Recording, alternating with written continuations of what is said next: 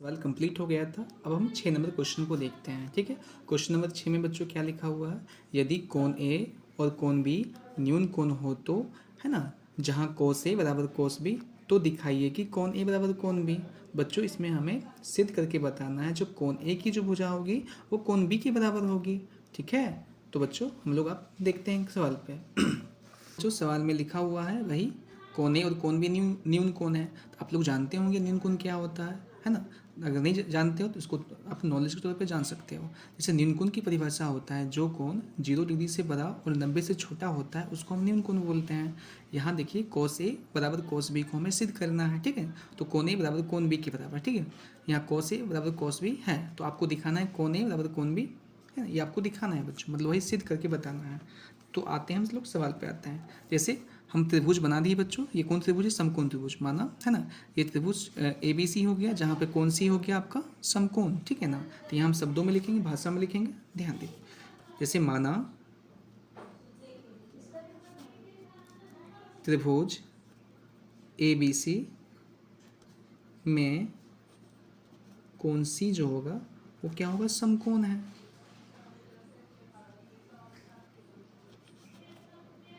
समकोण है ना। आप लोगों को सवाल में क्या दिया है, दिया है क्या, दिया है जो आपका कोण ए जो होगा, है ना, कोण ए तथा कोण बी जो है वो न्यून कोण है। कोण ए तथा कोण बी ये क्या है, न्यून कोण है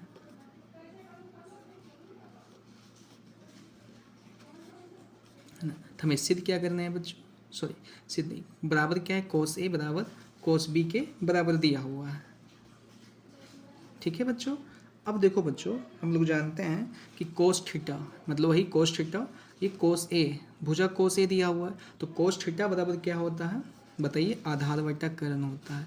तो इसका यहाँ पर देखिए, इसका कौन सा आधार होगा, यहाँ से एंगल ए से हम यहाँ देख रहे हैं, है ना। तो कोस ए जो होगा आपका क्या होगा, आधार। तो आधार मतलब कोण ए की आधार, कोण ए की आधार भुजा हो जाएगी, क्या हो जाएगी, कोण ए की आधार भुजा, कोस ए के अकॉर्डिंग कोण ए की आधार भुजा हो जाएगी।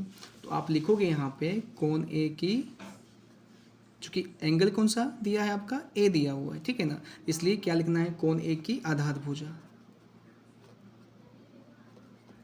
कोण ए की आधार भुजा। और बट्टा क्या होता है, कर्ण होता है, तो बट्टा में यहाँ पे कर्ण लिखेंगे, फिर बराबर आप लिखिएगा। अब कोस बी के अकॉर्डिंग देखते हैं। अब कोस बी यहाँ पर लिखा है एंगल बी, है ना। अब एंगल बी के अकॉर्डिंग कौन सा आधार होगा, ये आपका हो जाएगा आधार। तो ये भी क्या लिखना है यहाँ पे, कोण बी की आधार भुजा, और बट्टा में क्या लिखे वो लिखोगे कर्ण। ठीक है बच्चों, अब देखो बच्चों फिर हम आते हैं आगे स्टेप पे देखते हैं। अब हमको बताइए कोण ए की आधार भुजा कौन सी हो जाएगी, ए सी हो जाएगी, कौन सी हो जाएगी, ए सी। आप यहाँ पर क्या लिखिएगा, कोण ए की आधार, कोण ए की आधार की भुजा के बराबर क्या होगा, ए सी। आज हम बताए थे कल की क्लास में कर्ण की भुजा नहीं चेंज होता है। कर्ण की भुजा बताओ क्या होगा, कहेंगे ए बी, कौन सी होगी, ए बी। ए सी बट्टा क्या हो गया यहाँ पे, ए बी, अर्थात कोस ए बराबर क्या हो गया, ए सी बट्टा ए बी। अब आते हैं मतलब बी के अकॉर्डिंग आते हैं। अब देखिए बच्चों कोस बी के अकॉर्डिंग क्या लिखा है, बी की आधार भुजा। तो बताइए बी की आधार कौन सी हो जाएगी, बी सी वाली भुजा, इसकी सम्मुख भुजा यही ना होगी बी सी। तो यहाँ लिखना है बी सी। अब कर्ण की भुज, कर्ण इसका भी क्या होगा आपका, लिखेंगे ए बी, क्या हो जाएगा इसका, ए बी हो जाएगा। ठीक है बच्चों, अब देखो बच्चों अब ये आपका क्रॉस मल्टीप्लिकेशन में आ गया।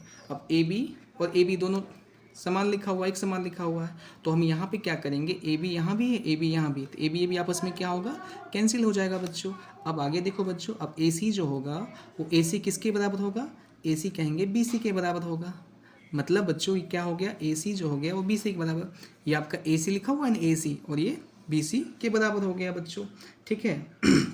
अब बच्चों देखो आप लोग जानते हो ना ये आपस में क्या कर रहे, ये त्रिभुज कौन सा बना, ये बना बच्चों समद्विबाहु त्रिभुज। आप लोग जानते होंगे कि समद्विबाहु त्रिभुज की परिभाषा क्या होती है ना, मतलब कि जिस त्रिभुज की दो भुजा आपस में क्या हो, बराबर हो, उसको हम समद्विबाहु त्रिभुज कहते हैं, है कि नहीं। अब ये जो आपका ए सी जो हो गया वो बी सी के बराबर हो गया, तो हम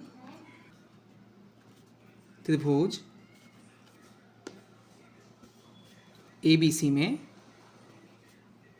चूंकि त्रिभुज ए बी सी में, है ना, क्या लिखना है, ए सी बराबर बी सी तो हो गया वहाँ पे, मतलब जो होगा आपका त्रिभुज जो होगा, त्रिभुज ए बी सी,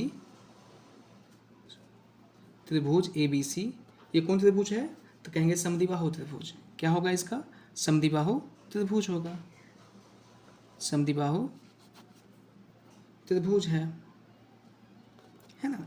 अब यहाँ पर देखो बच्चों, जो हम त्रिभुज निकाले थे,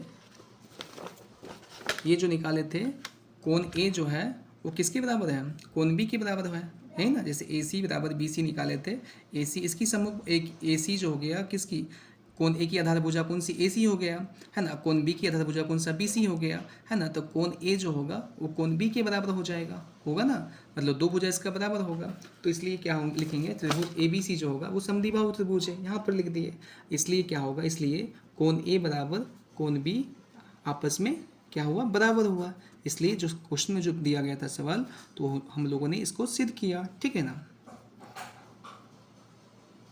यहाँ पे हम प्रूफ लिख देते हैं, ठीक है बच्चों, धन्यवाद। हम हमारा सवाल क्वेश्चन नंबर 6 तक कंप्लीट हो गया। अब हम लोग 7वें क्वेश्चन पे आते हैं।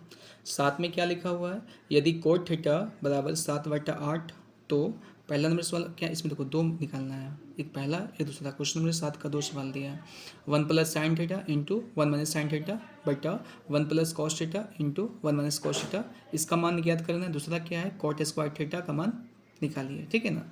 तो बच्चों हम लोग देखते हैं, सवाल पे आते हैं यहाँ पे। अब यहाँ देखिए कोट थीटा बराबर क्या लिखा है, 7/8 लिखा हुआ है, ठीक है बच्चों। तो यहाँ आपको लिखना होगा, जैसे कि कोट थीटा, तो आपको यहाँ मान देना पड़ेगा, कोट थीटा बराबर क्या है 7/8, ये लिखा हुआ है। तो आपको क्या लिखना पड़ेगा, कोट का फॉर्मूला क्या होता है बच्चों, होता है आधार बटा लंब, मतलब b बटा पी होता है। अब बताइए b कौन सी भुजा हो जाएगी, b ये वाली हो जाएगी, आधार 7 हो जाएगा यहाँ पे। और p कौन सी हो जाएगी, p ये वाली भुजा होगी, 8 हो जाएगी, ठीक है ना। अब बचा बच्चों कौन सा, ये वाला निकालने का। ये कर्ण देख रहे हो ना, ये लंब हो गया आपका, सॉरी ये लंब हो गया, ये आधार हो गया, और ये कर्ण हमें निकालना है बच्चों, ठीक है ना। तो कर्ण अब यहाँ लिखना है पाइथागोरस प्रमेय से, है ना। क्या लिखोगे, पाइथागोरस प्रमेय से,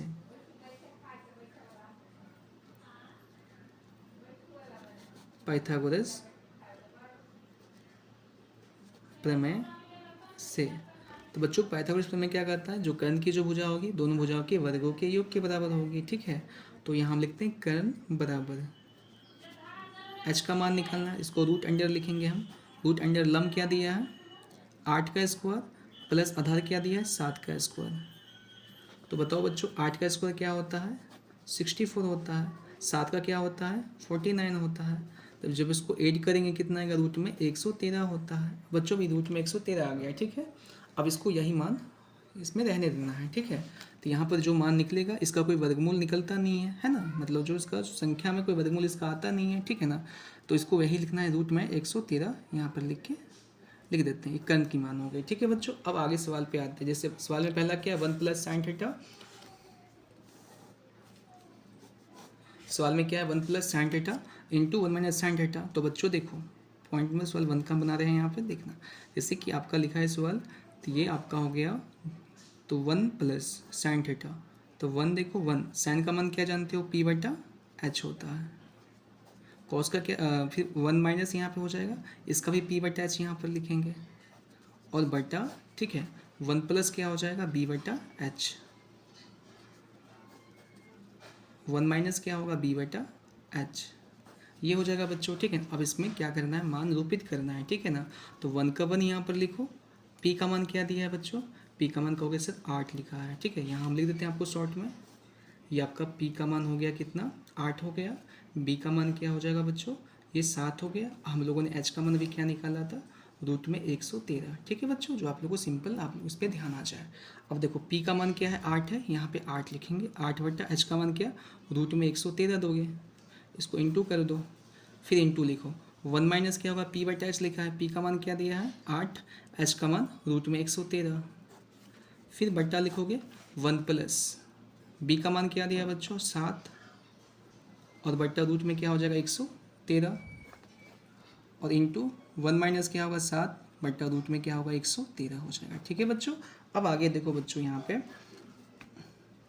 ये देखो 1 + 8 बट्टा रूट में 113, ठीक है ना। अब बच्चों यहाँ ध्यान देना कि आप लोग को पता होगा कि a plus B into A minus B is equal to क्या होता है A square minus B square. देखो इसके फॉर्म पे ये सवाल आपका दिया हुआ है। देखिए जैसे एक यहाँ भी लिखा है, जैसे यहाँ देखते हो ए लिखा हुआ है ना, तो ए स्क्वायर हो गया। वैसे ही यहाँ पर एक यहाँ पर लिखा हुआ है, ठीक है ना, तो मतलब ए का मान हो गया। और जैसे बी यहाँ पर लिखा हुआ है, अब जैसे 8/√113 और यहाँ भी यही संख्या लिखा हुआ है, तो आपका बी का मान हो जाएगा।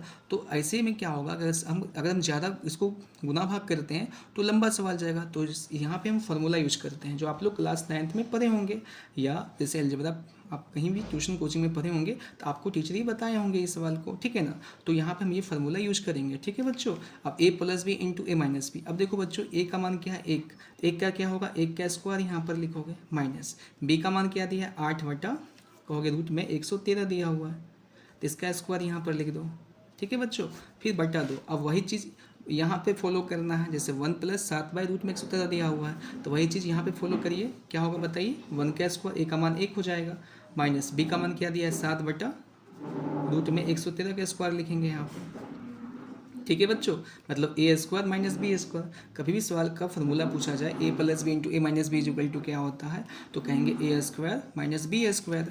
ओके बच्चों। अब देखो 1 का स्क्वायर क्या होगा, 1 का स्क्वायर 1 हो जाएगा, माइनस अब देखो बच्चों 8 का स्क्वायर है ना, इसका स्क्वायर करना है। हम आपको बताए थे कि इसका क्या करना है, 1 से लेकर कम से कम 30 तक आप लोग को स्क्वायर रूट और स्क्वायर आप लोग को याद होना चाहिए, ठीक है बच्चों। 8 का स्क्वायर क्या होता है 64। अब बच्चों रूट में 113 का स्क्वायर दिया है, स्क्वायर से बच्चों रूट क्या होती है, रूट कैंसिल हो जाती है कि नहीं। जैसे कि अगर 113 को अगर हम 2 बार लिख के गुना करेंगे तो रूट से रूट कैंसिल हो जाएगा, ठीक है। फिर बटा, फिर 1 का स्क्वायर क्या होगा 1 हो जाएगा, फिर माइनस क्या होगा 49/113, यहाँ भी यही लिखना है। अब इसका हम क्या करेंगे, भिन्न का घटाव करेंगे, फिर दोनों को भाग कर देंगे हम। अब देखिए यहाँ कुछ नहीं तो 1 हो जाएगा, यहाँ भी कुछ नहीं किया 1 हो जाएगा। कभी कभी बच्चे क्या करते हैं कि सीधा डायरेक्ट इसमें से घटा लेते हैं, जहाँ हमारा सवाल गलती हो जाता है। लेकिन ऐसा हमें नहीं करना, क्योंकि ये संख्या भिन्न संख्या में दिया हुआ है, इसलिए किसी भी संख्या के नीचे 1 छिपा हुआ रहता है, उसे हमें भिन्न संख्या, जब संख्या दी होगी तो उसमें हमें इस संख्या को देखना पड़ता है, ठीक है बच्चों। अगर ऐसे आप घटा दोगे तो सारा सवाल आपका गलत पूरा हो जाएगा, फिर इतना चीज़ का कुछ नहीं होगा मीनिंग, ठीक है। इसलिए बच्चों आप मेरे शब्दों पे पॉइंट पे आप ध्यान दीजिएगा। अब यहाँ पे 1 लिखा और यहाँ पे 113 लिखा है, तो इसका हम लोग क्या करेंगे, एलसीएम निकालेंगे। तो जब बच्चों एलसीएम निकालोगे तो कितना आएगा 113 ही का एलसीएम आएगा। अब इसको 1 को अब 113 से डिवाइड करना है, क्या करना है, डिवाइड करना है। तो 1 को 113 से डिवाइड करेंगे तो 113 बार में ही कटेगा, नहीं कटेगा बच्चों। अब जो संख्या ऊपर लिखा होगा उसको उसी से गुना करना होता है, जैसे इससे कटा 113 से, तो 113 को 1 से मल्टीप्लाई करेंगे, क्या होगा 113 का 113, फिर माइनस लिखोगे। अब एक बार में कटेगा, फिर इसको इससे डिवाइड करना है, एक बार में बच्चों कटेगा, ठीक है ना। एक बार में कटेगा तो इसके ऊपर क्या लिखा हुआ है, अंश में क्या लिखा है 64 लिखा है, 64 को फिर 1 से मल्टीप्लाई करेंगे, क्या होगा इसका 64 ही हो जाएगा, फिर बट्टा यहाँ पर देंगे, फिर वही संख्या को, वही भिन्न का घटाव को फिर यहाँ पे हम लोग इसका इस्तेमाल करेंगे, फॉलो करेंगे।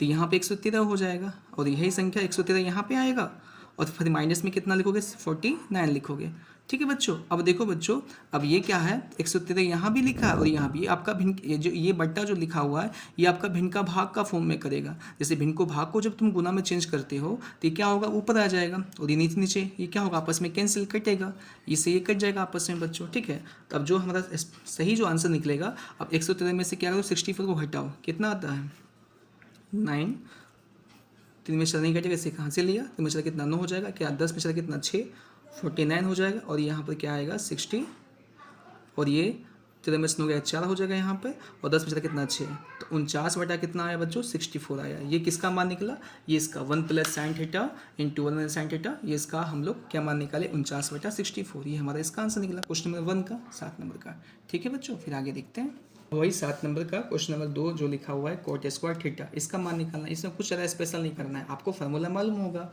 क्या होगा, cot theta is equal to क्या होता है बच्चों, बताओ। हम तो सुन नहीं सकते हैं, आप लोग खुद मन में ही बोलो क्या हुआ cot थीटा बराबर तो कहेंगे सर b/p होता है, क्या होता है b/p का स्क्वायर, मतलब आधार बट्टा कर्ण।